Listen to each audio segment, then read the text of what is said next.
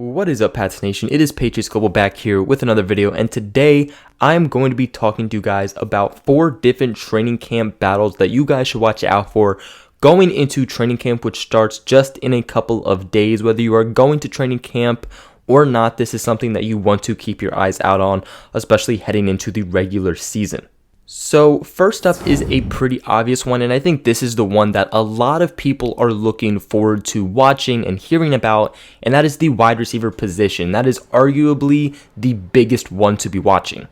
Last season, the Patriots passing game was extremely rough, and that played a lot into Tom Brady's stats, and that's why a lot of people feel that Tom Brady, air quote, took a decline, which he didn't at all, but had a more down year season than he usually does for Tom Brady. In fact, if you look at half of the interceptions he threw, it was not his fault whatsoever. It was the receiver's fault not being able to actually hang on to the ball. All around, the Patriots passing game was pretty rough. Tom Brady did everything that he possibly could to get it going, and it still definitely was not elite. It was not that Patriots offense that you know and love.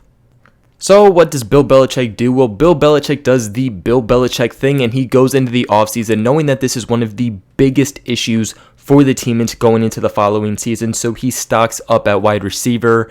He goes and he drafts N'Keal Harry in the first round.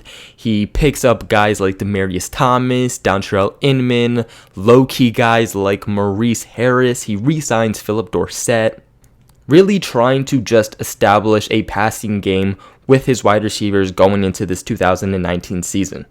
Now, of course, Julian Edelman is going to be a roster lock, and so is first-round pick N'Keal Harry. To me, those are 2 for sure roster locks now. I've definitely debated on putting Philip Dorsett in there, but Philip Dorsett's one of those guys who possibly could, but because of his experience and the Patriots not having a lot of that on their roster, especially with receivers and having the chemistry with Tom Brady, I still feel that Philip Dorsett is a pretty close roster lock.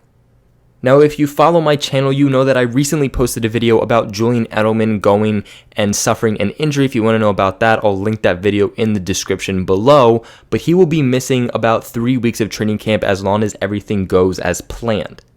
So obviously, he's not going to be there to be taking any attention away from any of the wide receivers. He's not going to be getting Tom Brady's attention, which means all these other guys are going to get the chance to perform and show Brady what they are made of. But not just Brady, but also Bill Belichick. They're going to be able to show what they can do on the field, but also mentally what they can do in the huddle. Josh Gordon has not been reinstated. We do not know when he will be reinstated. So right now, my focus isn't even on Josh Gordon and his potential return. I'm looking at the guys who are actually on the team. You also have Demaryius Thomas, who will be starting training camp on the PUP list, the physically unable to perform list. And truly, I don't expect him to be there for training camp. Definitely not the beginning, but I wouldn't be surprised if we don't see him at training camp, period. You then have guys like Ryan Davis, Jacoby Myers, undrafted guys who are trying to make this team. And then you have Braxton Berrios, a guy who is in his second year with the team and definitely started to show what he was made of again in the OTAs and the mini camps, but will without a doubt 100% have to continue showing what he's made of, especially in training camp, which is of course way bigger than mini camp and OTAs. And the fact that Julian Edelman is gone, they could definitely plug him right into that slot position and see what he could do, say, post-Edelman, as in whenever Edelman does decide to retire. Another 2 guys that will be very interesting to watch is one Maurice Harris. Now, Maurice Harris has been a standout ever since becoming a New England Patriot, but keep in mind, there has not been contact yet, and pads have not been slapped on them. So, of course, things are going to be getting a lot more crazier, a lot more physical. Can Maurice Harris continue to keep up with it? If he can, then I should definitely, without a doubt, 100% feel that he makes this roster. But if he starts to decline and show that that was just a minicamp and OTA type of vibe, then there's going to be a lot of question marks for him. Now, of course, the other guy is Patriots Inman. That's a guy I really like, a signing that I actually predicted to happen. But he has not caught a single ball both in OTAs and in minicamp. And if he is not able to translate what he is made of, his NFL experience, onto the field in training camp, but more specifically even onto the preseason games, if he gets there, then there is no way he's going to make this roster. You do not make the 53-man roster and not catch a single ball. Wide receiver is just kind of that position where nobody except for N'Keal Harry and Julian Edelman are 100% roster locked. So it's 100% really up there in the air for these guys to come down and make their name known to make this 53-man roster. Now, next up is the punter position. And a lot of people don't really care about special teams. A lot of people will just be like, whatever, punter's punter. Whoever makes the team, I don't really care. But to me, punter is one of the most exciting, not the most exciting. I definitely have to give that one to wide receiver, but definitely one of the most exciting things to watch, as long-term punter Ryan Allen got a 1-year deal. Okay, he was a free agent. The Patriots wait to bring him back, and that's one of the most intriguing things about this, is that the Patriots waited.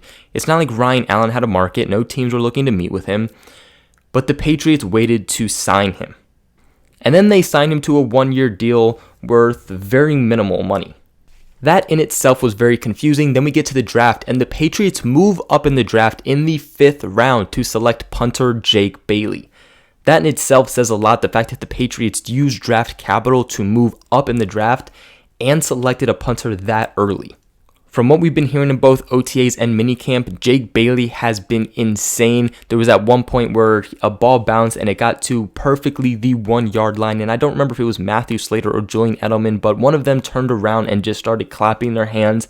There has been a lot of praise for this guy, both from scouting teams, coaches, and players on the Pats. To make things worse for Ryan Allen, he actually had not been at OTAs and minicamp. Now, I don't believe he missed all of it, but there was a substantial amount that he wasn't at. And of course, your job is going to be taken if you are not there to perform and show what you are made of. All in all, Jake Bailey definitely has the stronger foot. The question is going to be, can he do what Ryan Allen does? And can he place the ball where Bill Belichick so desperately wants it? Another thing going for Jake Bailey is that the Patriots have him under contract for 4 years. That's a lot longer than they have for Ryan Allen, and they are also getting him on a cheaper deal than Ryan Allen. So for me, everything is just looking up for Jake Bailey, and Ryan Allen just seems to be taking a direct hit down. And if he wants to make the team, he is going to have to do something very crazy. Next up, I have cornerback, and this is one that a lot of people don't necessarily see as a competition, and to me, it's not necessarily competition as the sense of who's going to make the roster. Now, it slightly is, but to me, this competition more so comes at who gets more of the starting job, who gets more reps. The Patriots have, hands down, the best depth in the secondary in the NFL, okay? They are coming off one of the best secondaries in the league this past year and have the best cornerback in the league in Stephon Gilmore. Then you have Jason McCourty, who I believe was the 9th best cornerback in the league, if I'm not wrong.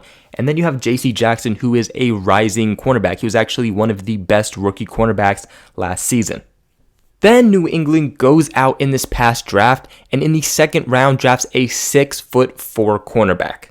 A big question with me when it comes to Juwan Williams is the Patriots trying to play him at cornerback, or did the Patriots draft him to play that safety position? Of course, then you have Jonathan Jones, who's coming back, who usually plays in the slot, but a very, very, very fast cornerback who actually had a very great season this past season. He was a free agent at the end of the season, though, but the Patriots decided to put a tender on him, so they have him sign under 1 more year. Now, the interesting fact is that they only signed him to a 1-year deal, and you have Duke Dawson coming back, who would play around the same area in the slot that Jonathan Jones plays in. Way too many people, including a fellow Patriots content maker, have just written off Duke Dawson, and I do not understand why. He was highly praised coming out of his draft class, and coming out of minicamp and OTAs, he has also been highly praised, saying that he's been doing very well. So the question going forward is, how are the Patriots going to utilize him, especially when you have Jonathan Jones on the team? Is Jonathan Jones going to take that starting role, and you're going to see kind of how it plays out, or is Jonathan Jones draft capital? Now, personally, I hate the question, either Duke Dawson or Jonathan Jones, because while they both play the same concept, they do have different play styles, and Jonathan Jones is a very fast corner who actually helped us shut down Tyreek Hill, so his speed is going to be very vital to the Patriots defense, so I do hope that they get him signed while also figuring out what they want to do with Duke Dawson. All in all, really the only question we know about the Patriots secondary is that Stephon Gilmore is going to be the number 1 cornerback. Other than that, we do not know who is going to be playing opposite side of him. Is it going to be J.C. Jackson or is it going to be Jason McCourty? And playing in the slot, who is it going to be, Jonathan Jones or Duke Dawson? These battles in training camp are really going to help signify what role these guys are going to be put in. Now, of course, it isn't going to 100% signify it, as they're going to have to prove it on the field. But the first part is making the roster and signifying where you should be.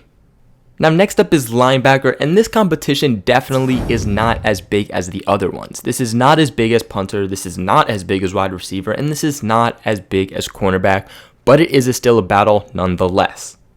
Look, Dante Hightower, Kyle Van Noy, and Jawan Bentley are all going to be locks, especially with Jawan Bentley coming off such a good season before getting injured. I don't see how the Patriots just let him go. But the Patriots also brought back Jamie Collins, who had a great tenure with the Patriots, went to the Browns, had some troubles, but is now back with the Patriots, and from what we've heard, is looking like the old Jamie Collins, which is going to be just vital for the Patriots defense this upcoming season. But of course, that question then comes down to what happens with a Landon Roberts. Now, Landon Roberts is good at stopping the run, but really, other than that, a Landon Roberts is nothing compared to these versatile other linebackers.